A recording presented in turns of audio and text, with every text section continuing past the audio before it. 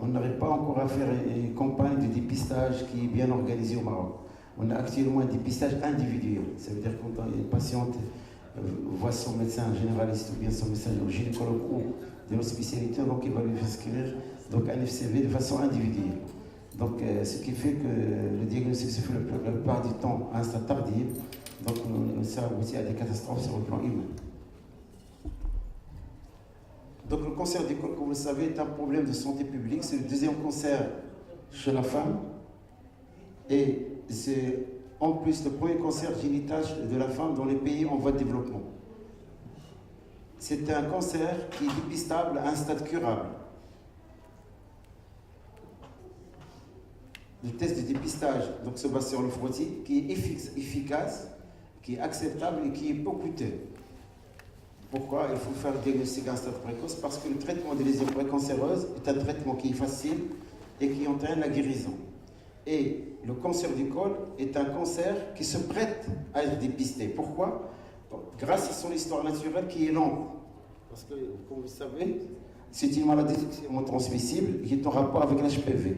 Et donc le virus est peint dans la cellule, on a le temps de le dépister. Donc si on fait un dépistage systématique et régulier, même si on n'a pas de rate, le diagnostic sur le plan du premier frottis, il peut le récupérer 2 ans ou 3 ans après. Mais malheureusement, parfois, aucun FCV n'est fait jusqu'à un stade tardif.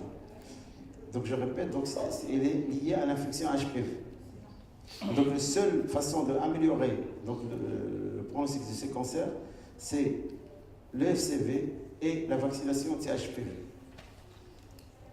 Donc quel est le rôle des pathologistes?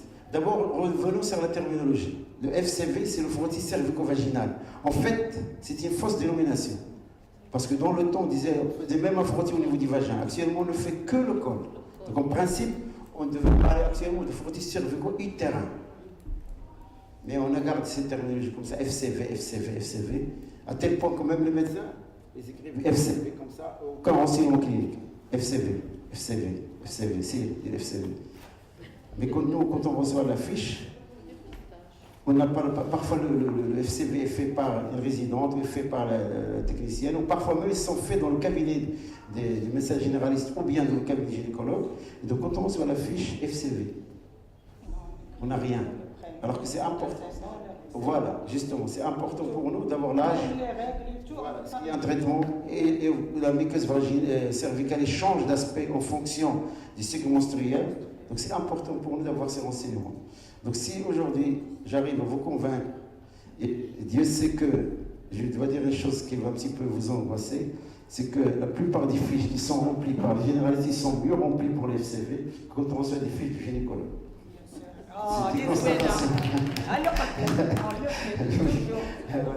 Donc le rôle des pathologistes, donc après cette définition, c'est de classer les lésions cytologiques intraépithéliales selon la classification des Bethesda 2014 pour sélectionner les patientes qui vont suivre par la suite la coloscopie. Donc un rappel, donc vous voyez ici donc une pièce d'hystérectomie avec les 2 annexes. Donc vous avez le corps utérin qui est ouvert. Donc ici vous avez le corps utérin, vous avez l'isthme et après vous avez le col utérin. D'accord? La partie qui nous intéresse aujourd'hui, donc c'est le col utérin. Et donc avec le frottis, on va éviter de voir ces pièces opératoires pour le cancer du col. Voici donc une image d'un col qui est exposé, donc avec l'orifice externe, vous avez l'exocole et vous avez le canal endocervical. Donc le col utérin est fait de 2 parties, l'exocole et l'endocole. Et une zone de passage entre les deux, qui s'appelle la zone de jonction. C'est une zone fragile. Et j'ai l'habitude de dire, où est-ce que le poids d'un véhicule est limité? C'est quand il passe sur un pont. C'est là où vous avez le poids qui est limité, entre 2 zones. Donc là aussi, l'exocole, il est un petit peu résistant. L'endocole, il est loin. Mais la zone de passage, la zone de jonction, c'est la zone fragile. C'est là où le virus va pénétrer. Et donc le frottis doit obligatoirement intéresser cette zone. Si on racle uniquement l'exocole, c'est qu'on n'a rien fait. Il faut arriver au niveau de la zone de jonction entre l'endo et l'exocole. Et donc le but de cette communication aujourd'hui, c'est un petit peu de vous montrer quelques images microscopiques sur le plan histologique et cytopathologique. Donc l'exocole, il est fait pour résister aux attaques bactériennes et virales, à renouvellement rapide. il est épais, il est agencé en couches de structures et fonctions diverses. Donc l'épithélium, il a un épaississement d'environ 5 mm et il est formé de plusieurs couches. Donc, vous voyez ici, voici l'épithélium, tout ça. Ça c'est l'oxocole, d'accord? L'épithélium, c'est épithélial. Et là vous avez en dessous de l'épithélium. On a, vous avez la couche basale, ici, et ici, qu'est-ce qu'il y a en dessous? Oubliez, moi je vais partir. La Vierge. Hein? Le corion, bravo. Voilà, le corion, c'est important. Donc vous voyez, ici vous avez l'épithélium, parce qu'on m'a recommandé que la présentation doit être pratique. Donc je vais être pratique, je suis un militaire, je l'exécute. D'accord? L'exocole, la partie épithéliale, vous voyez plusieurs couches cellulaires, et ici le corion. Et pourquoi justement il faut faire le diagnostic à stade précoce? Pourquoi? Parce qu'ici il n'y a pas de vaisseau. Donc tant que la lésion est ici, on est dans une pathologie locale. Il suffit de faire soit la colonisation, soit l'examen de la lésion et la patiente est guérie. Par contre, si on attend à ce que la cellule tumorale infiltre le corion, vous avez les vaisseaux. Donc à ce moment-là, il devient une maladie générale. Même si on lève le col, le corps utérin, les annexes, on n'est jamais à l'abri des métastases 15 ans après. C'est pour cela qu'on doit faire le diagnostic à un stade précoce. Donc le frottis, on va venir, on va racler les cellules superficielles et on va analyser les rapports nucléocytoplasmiques. Je vous invite à voir ici ce qui est en noir, c'est le noyau. D'accord? Ce qui est en blanc, c'est le cytoplasme. Et vous voyez, plus on monte vers la surface, plus le noyau devient petit. Jusqu'à ce qu'on a la couche cornée. D'accord? Qui dit quoi? Quand on part au bain, c'est la couche cornée. D'accord? Et vous savez que plus vous avez l'habitude de partir au bain, plus vous allez faire de la corne. Le renouvellement. Parce que si on veut que c'est grave, il faut enlever la couche qui va descendre. D'accord? Donc c'est important. Et là, la pâte, nous, on se base sur ça. Si on trouve un gros noyau en surface, c'est qu'il y a un problème. C'est qu'il n'y a plus de maturation. Donc la cellule,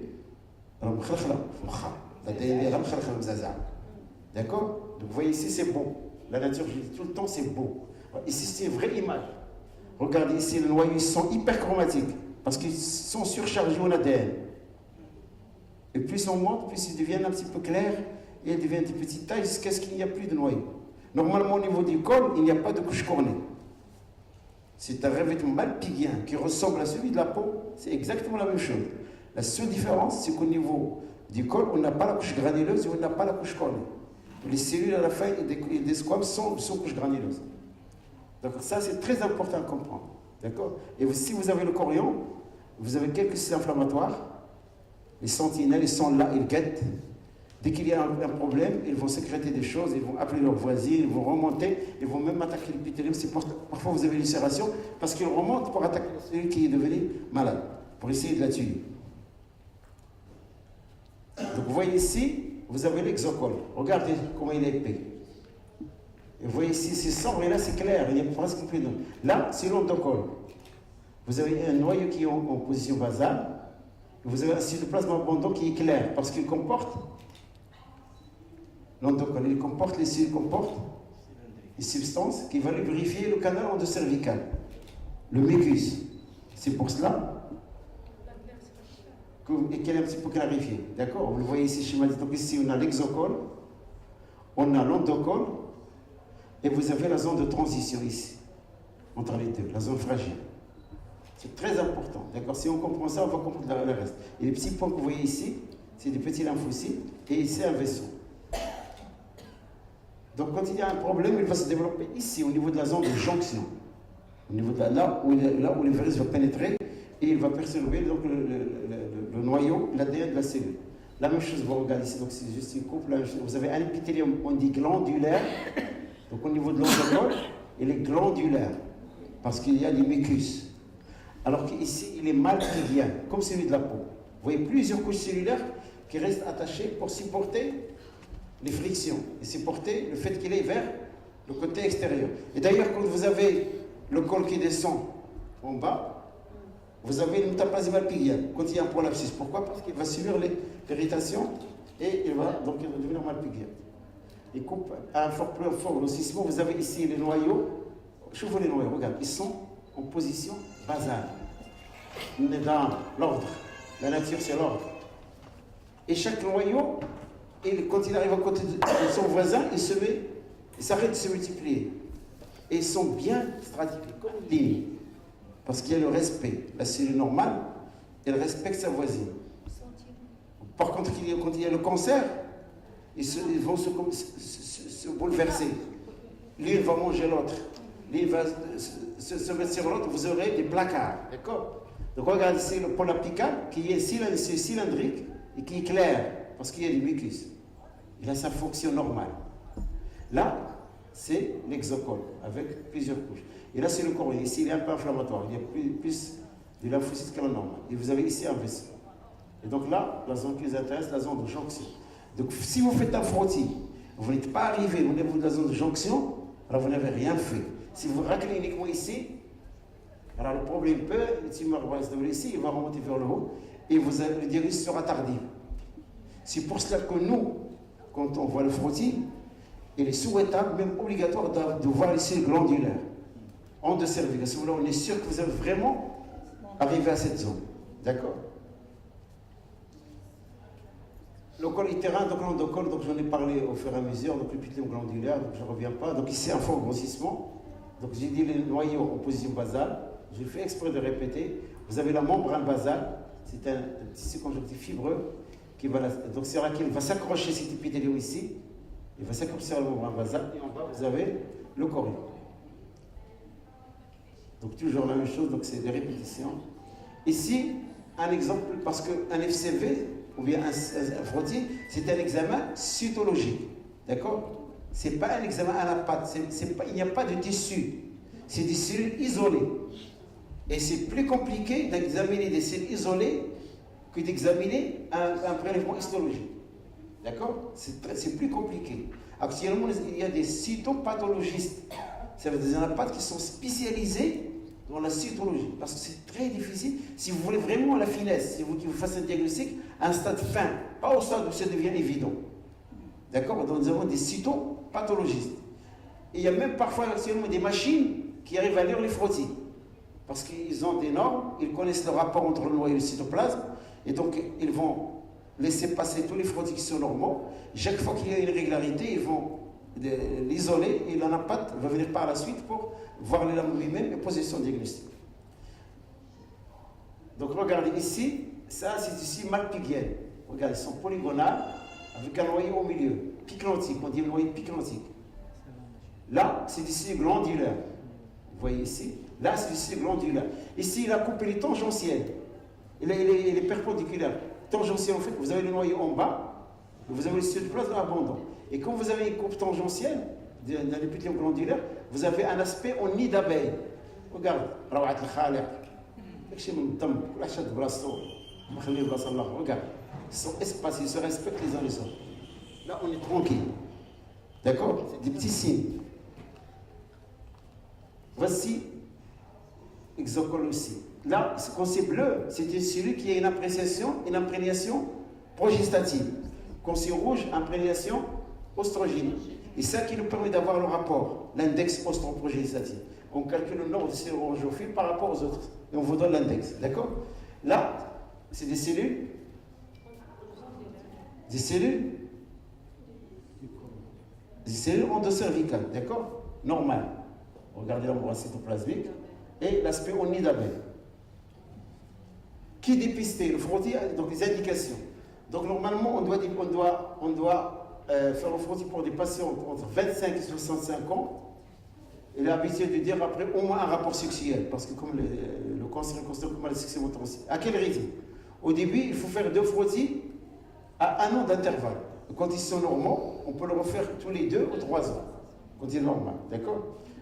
Mais ça, c'est pour vraiment quand toute la population fait des frottis, c'est là où les recommandations doivent être strictes, que les décisions doivent être selon des recommandations. Mais chez nous, puisqu'il n'y a pas de frottis de masse, donc chaque médecin, en quelque sorte, il fait ce qu'il peut faire Et donc, c'est même pas grave si on refait tous les ans, c'est pas grave, parce que c'est pas toute la population. Mais quand c'est vraiment toute la population, vraiment il faut avoir des noms pour ne pas tomber dans un surcoût. Ça veut dire faire des colonisation inutiles, faire plus de frottis qu'il le faut. C'est là où vraiment il faut avoir des recommandations. Excusez-moi. Donc le rythme de frottis normand, après on le fait 2 à 3 ans. Quelles sont les conditions optimales? Le frottis doit être fait en dehors des périodes menstruelles, en dehors de toute infection ou de traitement local. Il faut éviter de faire un toucher vaginal si on veut faire un frottis.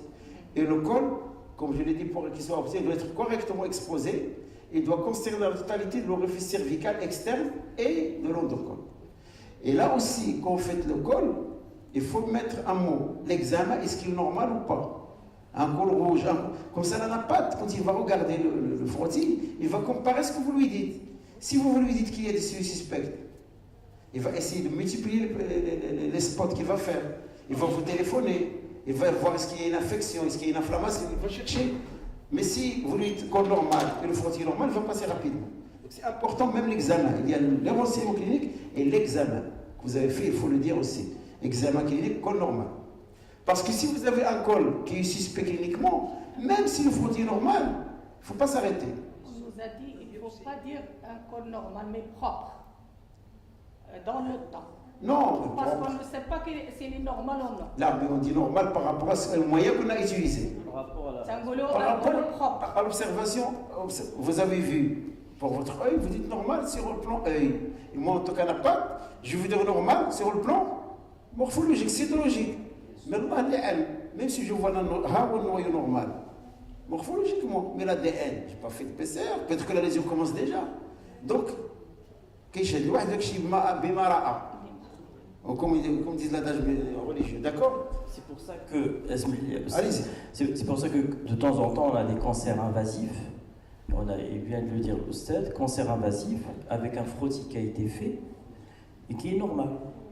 Et ça c'est hyper important. Oui. Parce que si la nappate n'est pas orientée, oui, il voit pas, il va mal analyser, il va répondre normal, alors qu'en fin de compte c'était quoi? C'était que des cellules nécrotiques, je pense. Voilà. C'est pour ça que c'est important.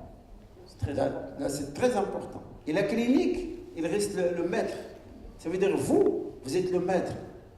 Vous avez un cas suspect, même si la nappate veut dire qu'il est normal, vous êtes obligé de continuer. Soit vous lui téléphonez, soit vous refaites le frottis, mais vous ne lâchez pas la patiente. Vous êtes le maître.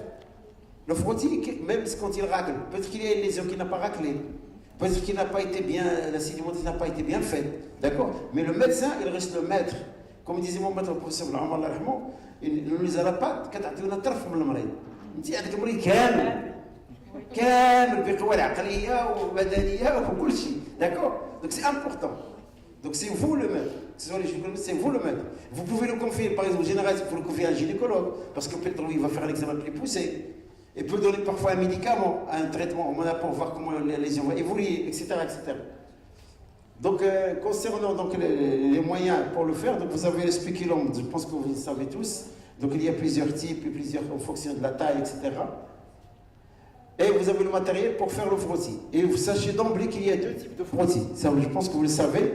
Vous avez le frottis conventionnel et vous avez le frottis qui est dit en monocouche, en phase liquide, ou monocouche, phase liquide. On ne fait pas de frottis. Monocouche, phase liquide. Il y a quelque chose d'autre avec le... Alors, la terminologie. Comme moi-même, j'ai oublié. On a brassé ici, ça. Donc, conventionnel. Donc, le conventionnel, c'est étalement sur une lame, de façon uniforme en un passage. Et la fixation immédiate par la lame. On va revenir par la suite. En phase liquide, ça veut dire que vous faites votre prélèvement, vous le mettez dans un flacon. Et il y a une grande différence entre les deux. On va voir le matériel.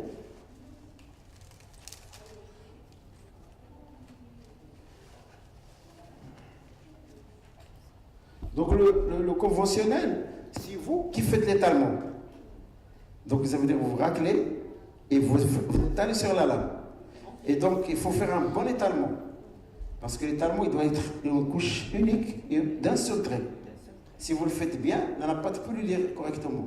Il faut le fixer soit avec la laque, 20 cm, et vous appuyez, soit juste en l'agitant à l'air libre. Les cils vont se fixer. D'accord? Donc là, vous avez une grande responsabilité. Parce que vous avez ce qu'on appelle dans la nappate la phase pré-analytique. Et la phase pré-analytique est importante dans la nappate. Si vous faites un prélèvement et que vous ne le fixez pas correctement, qu'on a la nappate librise. Et je peux me tromper. La phase pré-analytique est très importante. Par contre, le monocouche, vous faites le prélèvement et le truc, la brosse, vous la mettez dans le flacon. Et donc c'est la nappate qui va faire la technique. Donc là, il y a moins de risques concernant la phase pré-analytique. Et je vous raconte une histoire, on m'a demandé une fois de revoir des lames d'une bucie gastrique. Ils étaient faits, c'est le mari d'une femme médecin. La fibrose a été faite parce qu'il y avait des douleurs épigastriques. Pour le gastro, c'était normal, il n'y a rien. Il n'y en a pas de répond adénocarcinome acide indépendante. Et le gars, en pleine activité, il devait partir au lendemain avec sa femme qui était gynécologue. Donc c'était vraiment incroyable. Donc ils ont demandé des avis. Vous êtes le maître. Donc le gastro, il lui dit c'est impossible. Mais pour moi, l'estomac, j'ai l'habitude, il est normal. Indépendante, ce qu'il décrivait, ça va être déjà évolué, ça va être macroscopique ou déjà visible. Donc ils ont montré des lames à droite à gauche. Finalement, c'était quoi? Quand il a fait les biopsies, ils les ont mis dans de l'eau. Et le tissu, un petit peu, je sais pas le mal. Les cellules, ils ont commencé, donc ils se sont séparés et ils ont donné ce foie espèce de cellules acides indépendantes. Donc il a refait sa biopsie et c'était normal. Il y avait une petite gastrite, il est reparti là, voilà. Et depuis chaque année, j'ai le droit à un cadeau. Mais c'était lourd, je vous assure, c'était très lourd. Mais je ne l'ai pas fait moi seul. J'ai demandé à d'autres camarades, d'accord? Mais on ne l'a pas lâché, on lui a dit refait la fibroscopie et c'était effectivement rapide. Donc la phase préanalytique est importante. Pour vous dire, là, c'est important. Si vous ne faites pas les choses correctement. Donc on va revenir par la suite pour le matériel. Donc on le fasse dans un milieu liquide ou ça? Comment? Il faut le faire dans un milieu liquide ou ça? L'idéal. Pourquoi? Parce qu'il y a plusieurs avantages. Parce que d'abord, quand vous êtes dans le milieu liquide, donc il y a un liquide qui arrive au laboratoire, la nappate, il peut faire plusieurs lames. Plusieurs. Il peut faire de l'immunocytologie. Il peut, même après que vous aurez besoin de faire le typage de l'HPV, vous n'allez pas refaire le prélèvement. Il va refaire le reste de liquide qui reste ici. C'est ça l'avantage.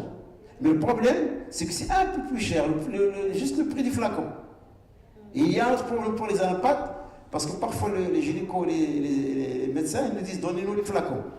Et donc vous trouvez les flacons du laboratoire A qui vont partir sur le laboratoire B, flacons du laboratoire C, alors que c'est l'anapate qu'ils achètent. Donc c'est une perte un petit peu à gagner. Vous voyez un petit peu ça ou la petite chose. Mais sinon, c'est nettement meilleur. Parce que l'anapate, il gère sa technique. D'accord? C'est lui le responsable. Et en plus, il a plusieurs. Il peut faire. S'il a une lame qui était mal faite, qui était mal techniquée, il peut refaire. Par contre, ce que vous faites quand vous étalez, c'est vous. Et il y a une seule lame. Et même si vous refaites le prélèvement, c'est pas sûr que vous allez tomber sur la lésion que vous avez raclée au départ. Et quel liquide, si vous voulez, on met dans le plat? Le liquide. Normalement, il y a un liquide déjà à l'intérieur. Oui, c'est un liquide qui conserve, qui enrichit, qui sert de transport. D'emblée, quand vous le recevez du laboratoire, ah oui, il est fait pour ça. Et c'est des liquides qui sont étudiés, qui sont recommandés, mais pour le typage HPV. D'accord? Donc voici le matériel. Donc là, c'est pour le frottis conventionnel. Vous avez cette spatule avec deux parties. Une partie un petit peu filiforme ici, qu'on va faire entrer à l'intérieur du canal pour l'endocole et qu'on va étaler sur une lame. Après, on va faire avec celui-là, qu'on va étaler ici, pour l'exocole. Et voici la laque. Donc c'est comme le char, donc c'est la même chose. Mais faites attention, il ne faut pas être trop rapproché. Parce que la kharabsi, il y a les cellules, d'accord? Il faudrait 20 à 30 cm. On peut utiliser aussi une broche un petit peu longitudinale pour aller vers le canal endocervical. D'accord? Vous allez avoir par la suite des exemples. D'accord? Donc si vous voulez vraiment atteindre la partie interne du col. Donc vous le voici ici. Donc vous avez la partie, vous faites à l'intérieur et vous faites des mouvements de rotation pour arriver à la partie donc l'endocole. Ici, vous raclez avec la partie bifide l'exocole. Et c'est deux lames différentes. Alors que pour le monocouche, on a une seule lame.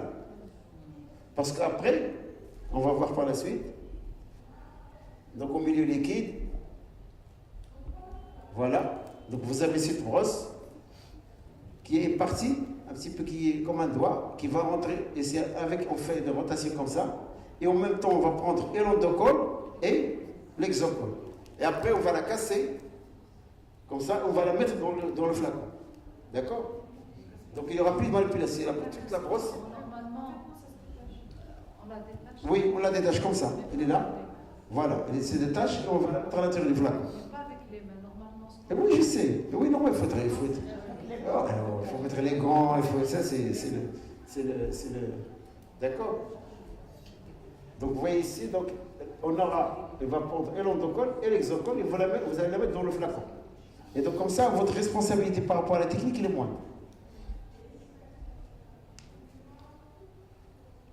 Donc la voici ici, il va mettre dans le flacon et il va l'envoyer au laboratoire. Donc frottis conventionnel ou frottis en phase liquide. En phase liquide, il est plus facile, un seul outil et un seul geste, pas d'étalement. Prélèvement non satisfaisant moins fréquent. Donc les prélèvements non satisfaisants sont moins fréquents avec le frottis en phase liquide. Il n'y a pas de différence sur la détection des lésions de haut grade, mais le frottis au milieu liquide, il détecte plus de lésions de bas grade. Plus. Possibilité de rechercher l'HPV, de faire le typage HPV sur le même prélèvement. Un peu, à le prix, à peu près 50 dirhams de plus par rapport au prix du flacon. Les contre-indications du frottis, il faut éviter de réaliser le frottis dans certaines circonstances, en cas d'hémorragie génitale, notamment aussi en période d'activité génitale, pendant les règles, en cas d'infection cervico-vaginale. Et le frottis n'est pas un point examen en présence des lésions végétales. Ça veut dire que quand vous avez une lésion qui est macroscopiquement visible, l'idéal c'est de faire une biopsie. C'est pas la peine de faire le frottis. La feuille de transmission, ça, j'insiste. C'est le sujet d'aujourd'hui. Il faut bien la remplir. Mettre tout. Parce que l'anapathe, quand il va lire, il va comparer ce qu'il voit à ce que vous avez écrit. Donc le prénom, le nom, l'âge de jeune fille, etc., la date du prélèvement important, la date de naissance ou l'âge de la patiente, la date des dernières règles, c'est important pour nous. Indiquer si la femme est ménopausée, c'est important. Est-ce qu'elle a une thérapie substitutive? Est-ce qu'elle est enceinte? Le motif de l'examen aussi. Il faut me dire pourquoi vous faites cet examen. Est-ce que vous le faites, c'est un dépistage? Ou bien parce que vous passez déjà à une histoire? Déjà à une histoire. Quoi? Et même parfois, je dois savoir est-ce que c'est dans mon laboratoire ou dans votre laboratoire. C'est important. Les événements éventuels antécédents gynécologiques et thérapeutiques. Donc, traitement du cancer du corps, les chimiothérapies, l'hormonothérapie, la radiothérapie, parce que parfois, par exemple, les rayons, ils peuvent modifier les cellules, etc. Et le type de contraception, c'est utilisé. Et antécédents de frottis anneau. Comment interpréter les résultats? Donc, nous avons le système de Bethesda. C'est un consensus d'experts mondiaux et qui s'applique, qui soit la technique du frottis, soit en monocule, soit conventionnel. Et la classification de Popenocolaway, il est abandonné. Donc, cette nomenclature donc, de Bethesda, cette terminologie, elle est précise, elle est universelle, et reproductible. Il permet de comparer les résultats. Ça veut dire quand il y a des études, on parle le même langage, donc on peut les comparer. Donc, c'est le but de cette terminologie, c'est d'uniformiser les réponses en diagnostic et en discordance. Donc, d'abord, sur la réponse, le type de prélèvement. Il faut l'anapathe frottis conventionnel, traditionnel, ou bien frotter au milieu liquide. Donc, milieu liquide, phase liquide ou monocouche. Tout à l'heure, j'ai oublié phase liquide. On peut dire si en phase liquide. D'accord? La qualité du prélèvement. Le premier critère que l'anapathe doit mettre, c'est est-ce que le prélèvement est satisfaisant ou pas. Ça, c'est important.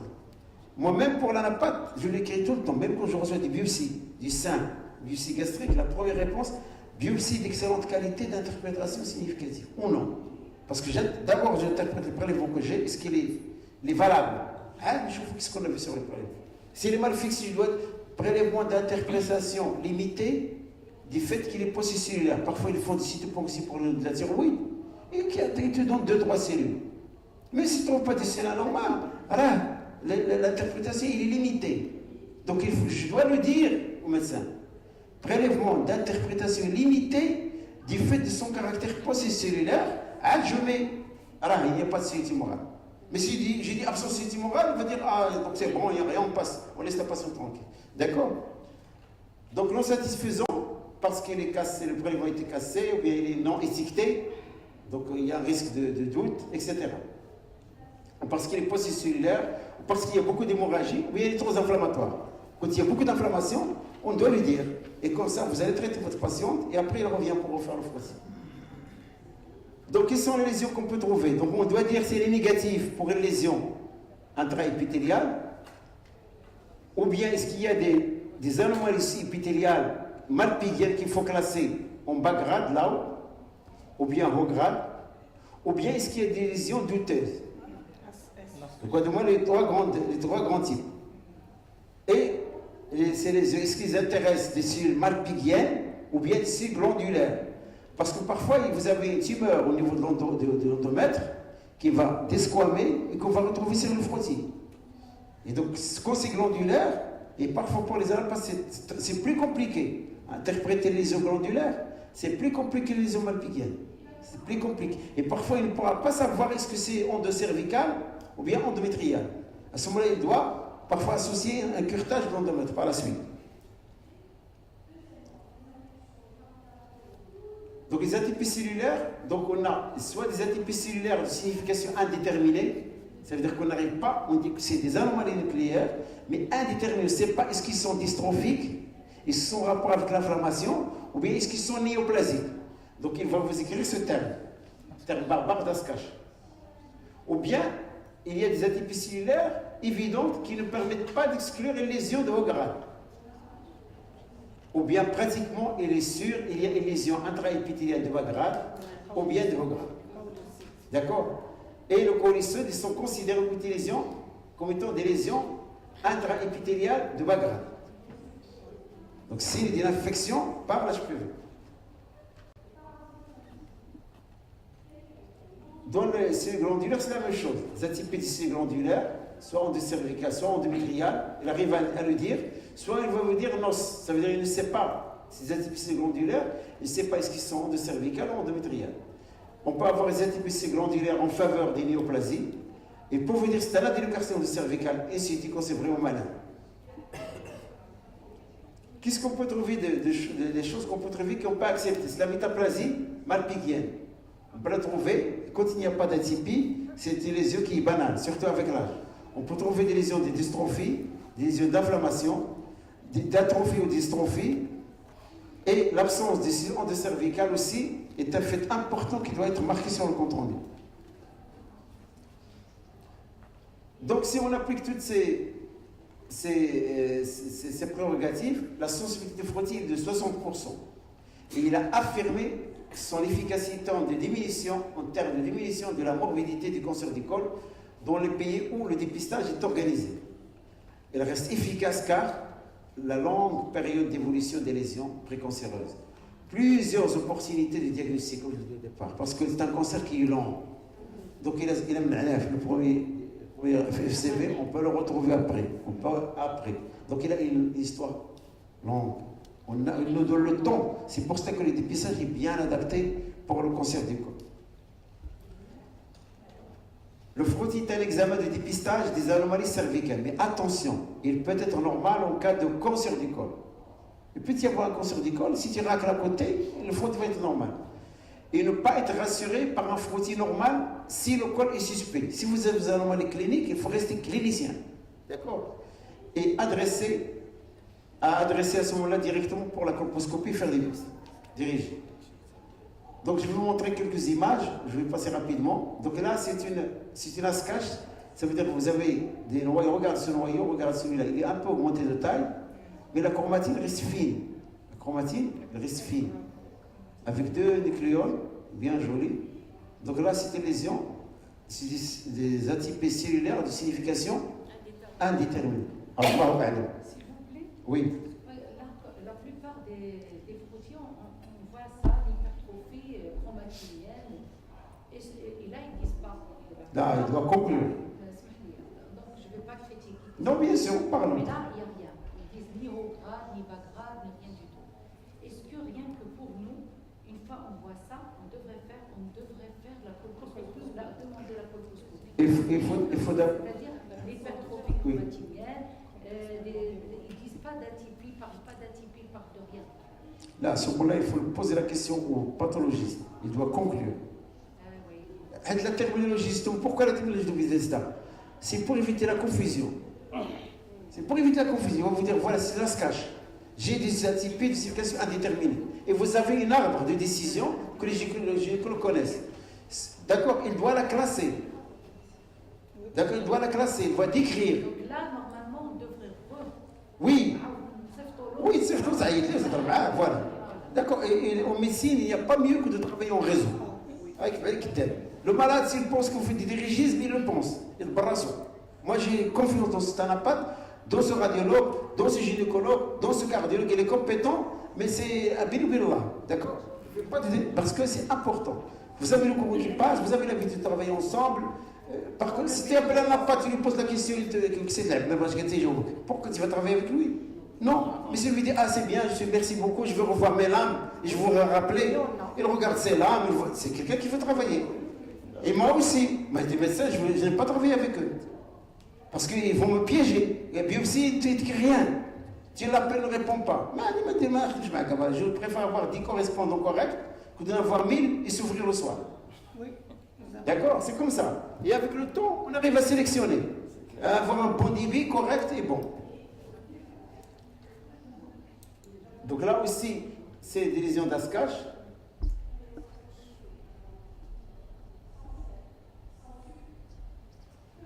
Là, c'est les lésions qui sont suspectées lésions de haut grade sans pouvoir l'affirmer. Vous voyez, le noyau, il a des limites irrégulières. Regarde, irrégulière. Normalement, le membrane doit être normal, irrégulière. Et déjà, elle commence un petit peu à se saboter sur l'autre, un petit peu à télescoper. Ça, c'est de haut grade. Voilà. Hop. Voici un coïlocyte, des lésions binucléées avec un cytoplasme clair.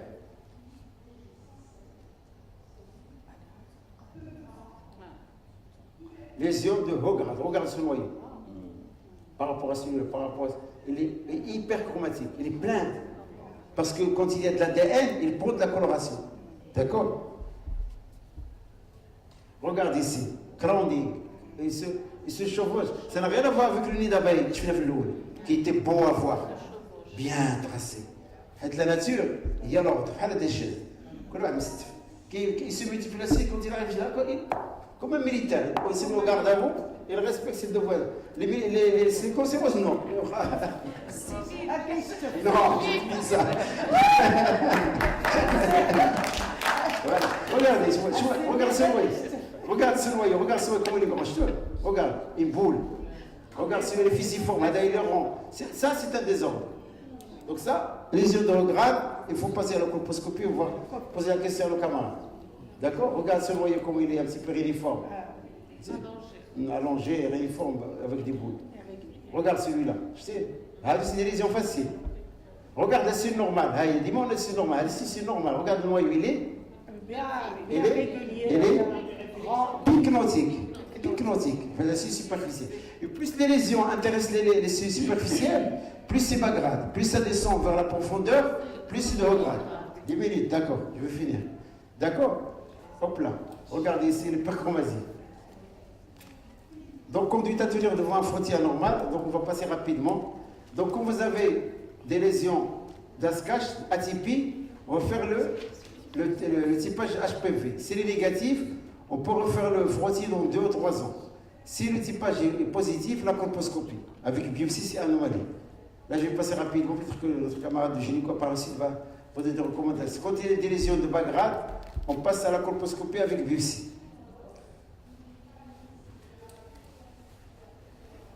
Les lésions de haut grade aussi, on passe à la colposcopie.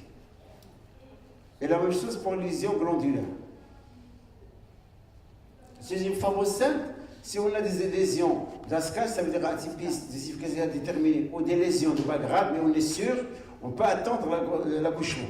Et 2 à 3 mois après, on va faire le frottis. Par contre, si c'est des lésions de haut grade, il faut passer directement à la colposcopie. Donc, ces exemples de compte rendu, donc c'est juste pour vous dire, regardez ici, frottis cytologiquement interprétable, pas de signe de lésion intraépithéliale et de malignité, donc il faut toujours cette phrase importante. Frottis interprétable ou non, c'est important.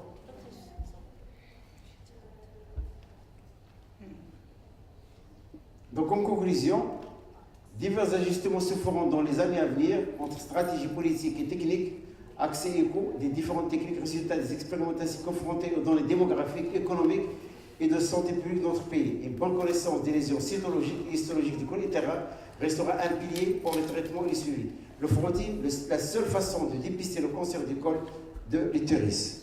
Voilà, je vous remercie.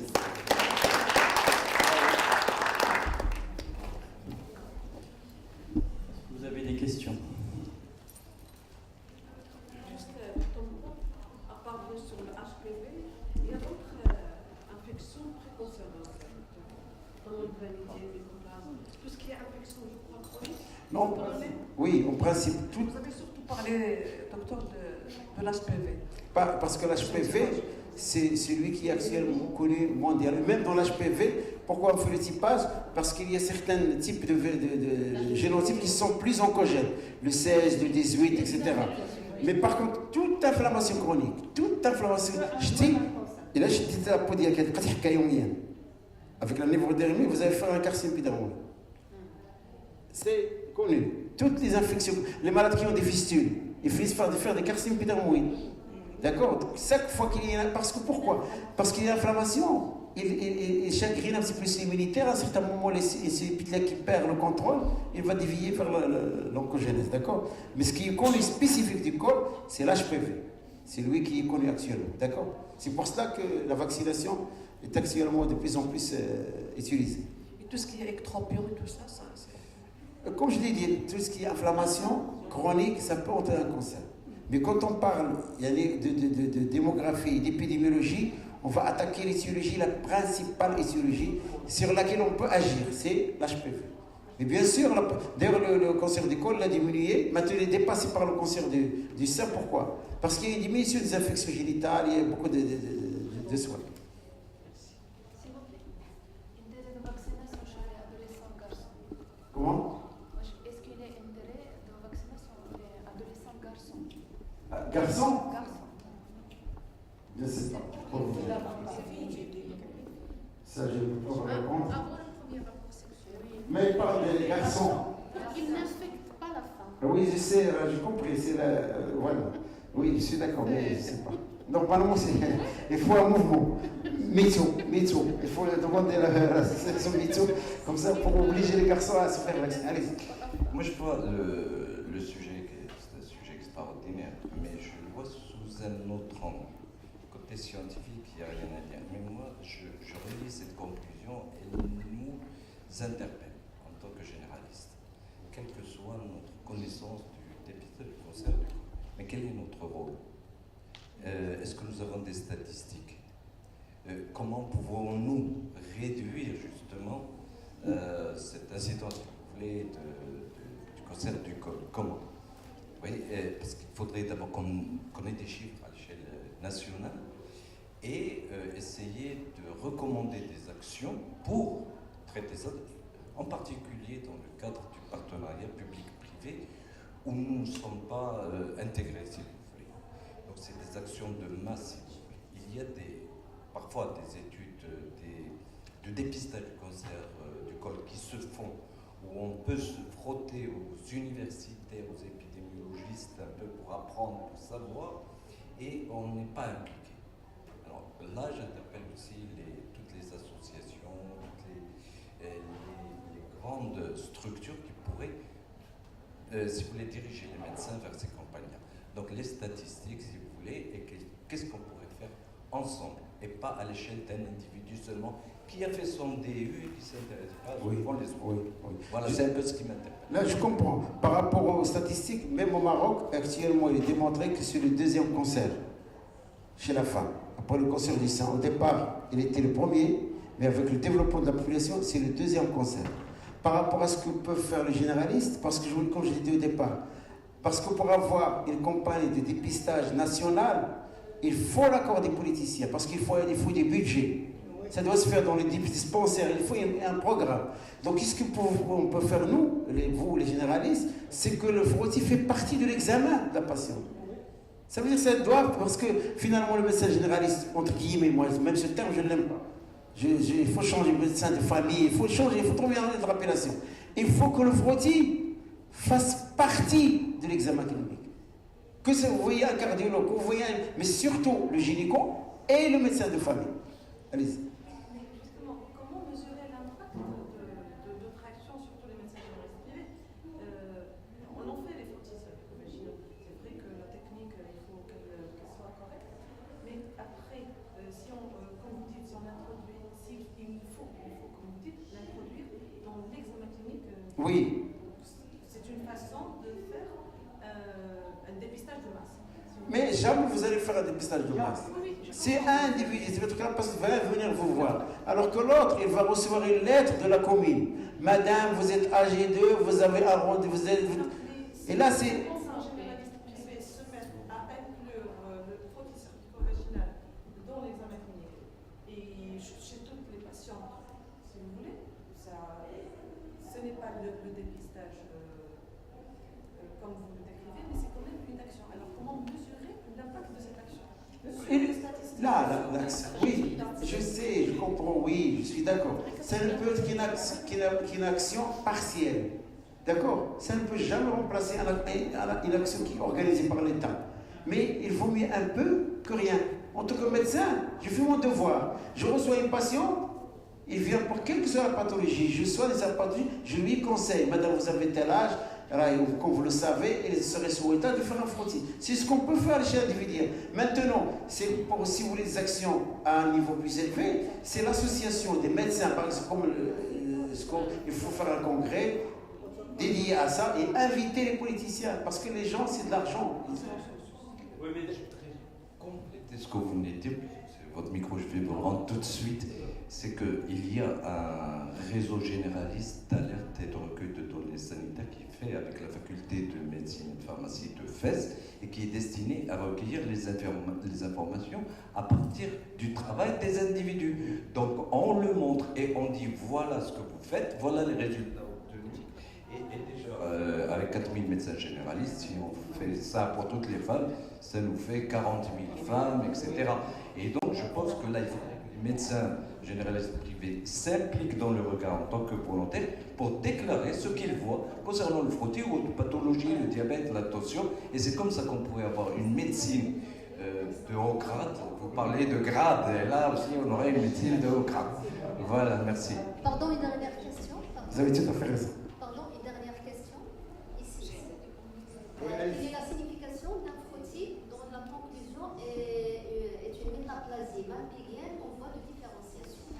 Voilà, oui. Donc, métaplasie malpighienne, on voit des différenciations, ça veut dire quoi? Ça veut dire que vous avez la jambe de jonction, quand il y a justement l'électroplion, quand il y a de l'inflammation, donc il est un petit peu déréglé, il devient comme un épithélium malpigien, alors que normalement il devait être glandulaire. Il est en train de se former en une muqueuse malpighienne, mais il est en voie de maturation. Ça veut dire quoi? Ça veut dire qu'il n'y a pas d'anomalie néoplasique. C'est juste dystrophique en rapport avec le milieu. Donc ça, il vaut mieux refaire un frottis une année et vous allez rien trouver. D'accord? Et c'est une réparation. Ça veut dire qu'il n'y a pas une signification dysplasique ou bien néoplasique. Quelle est la place des tests de l'acide acétique? L'acide acétique, oui. Non, normalement. Pour le dépistage de masse, il y a pour le public, ils font le test à l'acide. Là, je sais que c'est fait, je pense, en Inde. C'est ça? Non, ici, au Maroc. Hein? Mais au Maroc, comme on le dit, ça dépend des moyens. D'accord? Avec ça, on regarde mieux les lésions. D'accord? On va faire un frottis ciblé sur la zone suspecte, en quelque sorte. Mais je peux vous dire que, comme l'a dit notre camarade, des résultats à l'échelle épidémiologiques. Voilà. Pour les laboratoires, la plupart, ils ne font que, ce sont les techniciens qui font le frottis. Alors, comme vous avez dit tout à l'heure, il peut intéresser la jambe saine, alors qu'il y a quelque chose derrière. Parce qu'il n'y a pas de médecin qui fait le frottis au labo. C'est comme la numération formelle. Quand vous envoyez adresser un malade au labo, c'est juste la technicienne qui fait le frottis. Là, normalement, le frottis cervico-vaginal, c'est un examen médical. Voilà, médical. Pourquoi? Parce que, voilà, il faut visualiser, comme vous l'avez bien dit, parce que surtout quand il n'a pas été examiné par personne, alors là, donc la technicienne, c'est technicienne. Normalement, non. D'accord? Normalement, ils peuvent faire le prélèvement à chercher quand ils cherchent les bactéries et tout ça, mais pour le frottis, normalement, c'est un acte médical, doit être fait par un médecin. C'est pour ça que, comme a dit notre ami, c'est pour ça que le frottis, normalement, vous avez parlé des généralistes, l'idéal c'est que tous les généralistes du Maroc, privés, fassent le frottis. Maintenant, moi j'ai une réflexion qui est différente. Moi je m'en fous de l'étude. Si elle peut se faire, elle se fait cette étude, il n'y a pas de problème. Mais vous allez sentir une chose que nous on va ressentir, c'est que si tous les médecins généralistes privés du Maroc posent des spéculums, tous les médecins généralistes du Maroc posent des spéculums, et ils font un frottis, et ils ne font pas un papier comme a dit le Oustad, et ils l'envoient au laboratoire, et la dame prend le papier ou si beau, ou je veux que tu le laboratoire, ben là il y aura un impact, même si cet impact ne sera pas peut-être évalué, mais il y aura un impact, et on n'aura pas des cancers dépassés. Ce qui est la gravité, c'est quoi? C'est que nous avons des cancers avancés avec des frottis qui ont été faits il y a 6 mois qui sont normaux. Ça veut dire que cette femme n'a jamais été examinée. Vous voyez ce que je veux dire? C'est-à-dire qu'il n'y a même pas eu de pose de spéculum ou la chose. Donc si tous nos médecins généralistes, qui sont les premiers à voir les malades, ce sont les médecins généralistes, à tout point de vue, que ce soit le frottis, que ce soit autre chose, c'est à eux de faire les frottis.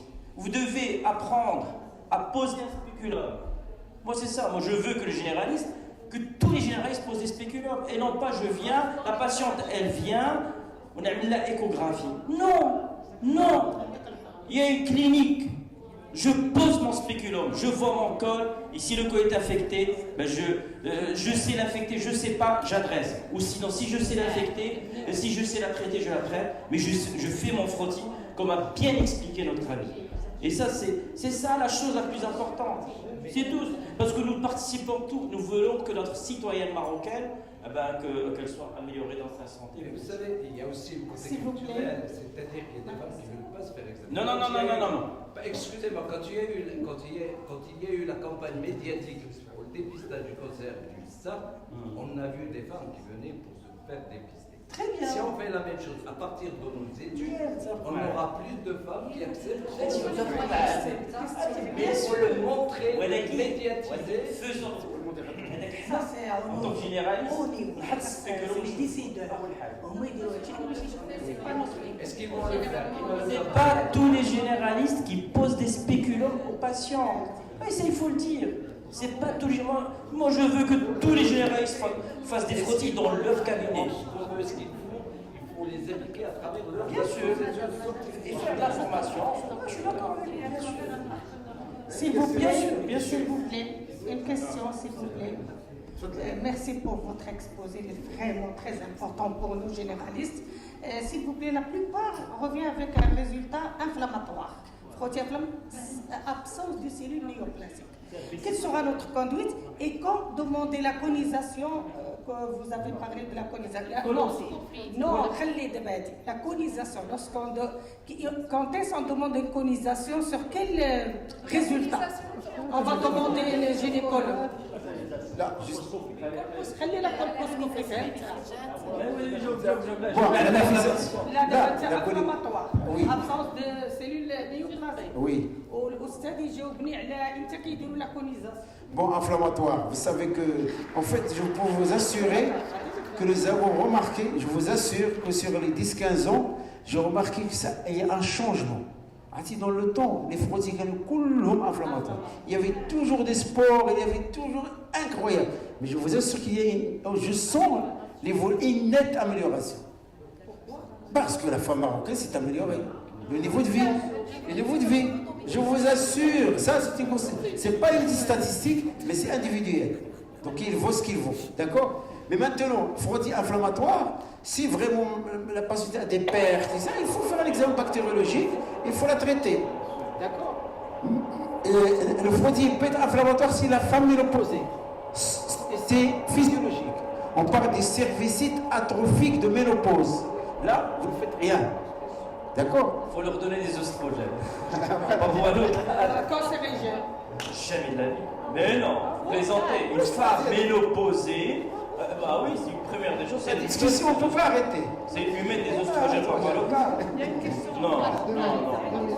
Les oestrogènes par voie locale sont hyper importants. Les organisateurs, ils demandent. Bien sûr. La colonisation intéressante. Oui, s'il vous plaît قبيله قلتي بان ما يمكنناش نديروا لو بريليفمون الا كانت لافيكسيون بيان سور Oui. نتريتيوها ولكن حيت لا بلوبار دي فام اللي كيجيونا كنضمنوا الفروتي تتكون اونسبوتيك ميتروراجي ديما إنسان وقتاش غادي نعطيوها هي l'enseignement Je pense que dit mon camarade, je vous invite tous à faire les fauteuils vous-même. Allez, c'est le laboratoire. Faites vous-même. Un. Deuxièmement, donc les cas aussi hémorragiques, aussi infectieux, c'est notre il faut donner la main. Au gynécologue, oui, par exemple, je suis qu'il faut, etc. Mais l'habituel, il a raison. Vous avez tout à fait raison. Je vous applaudis. Faites vous-même votre frottis. Attention artérielle. Merci beaucoup. La conisation, merci beaucoup pour on l'invitation. ne fait jamais une conisation sur un frottis. La conisation, on l'a fait sur une colposcopie biopsie. Jamais sur un frottis. Ah oui. Jamais sur un frottis. Jamais. Colposcopie biopsie qui va te dire c'est un CIN2, CIN3, carcinome insidieux, etc. Et que ça aide la conisation. Jamais.